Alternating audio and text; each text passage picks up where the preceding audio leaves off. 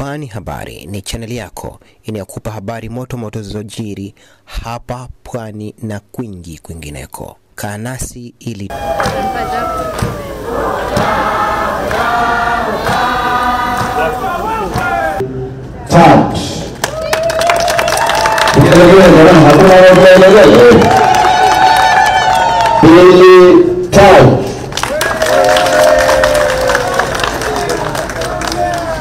tunafundisha walimu wetu ambao tuko nao na tutachukua walimu zaidi wa masuala ya IT ili sasa watoto kwa zamu kwa mujibu wa madarasa ambao wanapangiwa kule kujifunza. We are going to improve our furniture, ziko refu kidogo kwa primary, order tunaotoka zitakuwa ziko fupi ili watoto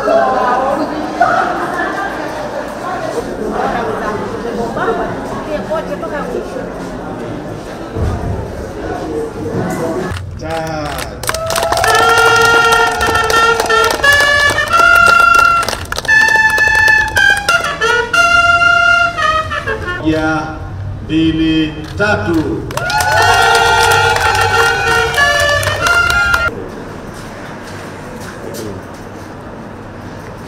This is the conical class. It used the collecting liquid. Thank you.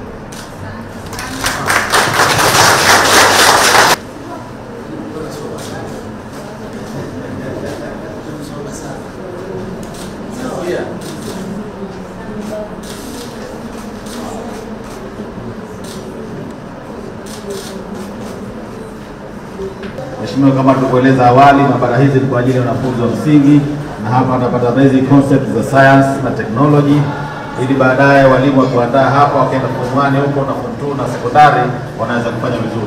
Karibu karibu rais wetu, karibu karibu rais wetu.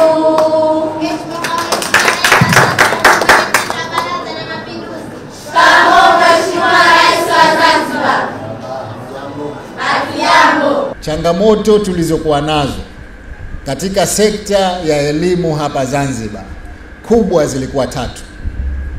Ya kwanza ilikuwa ni ukosefu wa miundombinu, ambapo kila darasa lilikuwa lina watoto wengi mno, kama takwimu mlivyozisikia, watoto 100 au zaidi wanasomaji. Lakini vile vile kilikuwa kuna swala la kusoma zaidi ya shifti moja, mikondo ile nayo ilikuwa inasumbua sana na bado inasumbua. Kwa hiyo tukaona kuna umuhimu wa kujikita katika kuboresha miundombinu, na ndio hii tunayoiona. Skuli za ghorofa ambazo zina madarasa ya kutosha, watoto watasoma si zaidi ya 45, lakini ndani yake kuna vifaa vya kisasa. Kwa hiyo miundombinu ilikuwa ni changamoto kubwa sana, na kama mlivyomsikia waziri wa elimu, tumeanza na maghorofa haya na mengine 28 yanakuja na sio mwisho, tutaendelea. Nataka kujua mafanikio tuliyoyapata, tizama matokeo. Matokeo yameshaanza kujionyesha. Tunafanya vizuri mno. Mkuu wa mkoa amesema hapa, waziri amesema hapa kwamba ufaulu katika nchi yetu umeanza kupanda mno. Tulikuwa kipindi fulani skuli za Zanzibar katika ule mtihani wa kitaifa wa form 4 nyingi ndio zile 10 za mwisho. Tunaanza kutoka huko.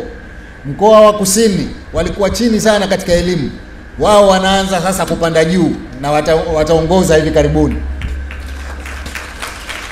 Kwa hivyo ndugu zangu, nasema matokeo yanaonekana. Mimi wala sitokaa hapa nitoke povu kwa kumjibu mtu wale. Sitowajibu hata neno moja. Kazi yangu mimi itakuwa ni kushika mkasi wangu tu, kutembea na kata tu. Hayo ni majibu tosha kabisa, sihitaji maneno. Kwenye miradi hii ambayo tunaizindua maeneo yote Unguja na Pemba, ni katika nia serikali yako ya kufanya mageuzi makubwa ya elimu. Na nataka nikuthibitishie, kwa vile tayari serikali zote mbili zimesharidhia mageuzi ya kimtaala. Mtaala ule Mheshimiwa Rais usingalitekelezeka bila ya kuwa na miundombinu hii ambayo serikali yako imeiweka katika maeneo mbalimbali. Tunakupongeza sana. Mtaala ambao tunaita ni competence based, ambao umeweka kipaumbele katika elimu ya ujuzi, inahitaji maeneo rafiki kwa ajili ya mwanafunzi kujifunza, na kwa ajili ya walimu kuwafundisha wanafunzi. Haya mheshimiwa, umeyaweka na unaendelea kuyaweka. Hizi tatu zimejengwa na kampuni ya Foots na iliyosimamiwa na wakala wa majengo ya serikali ZBA.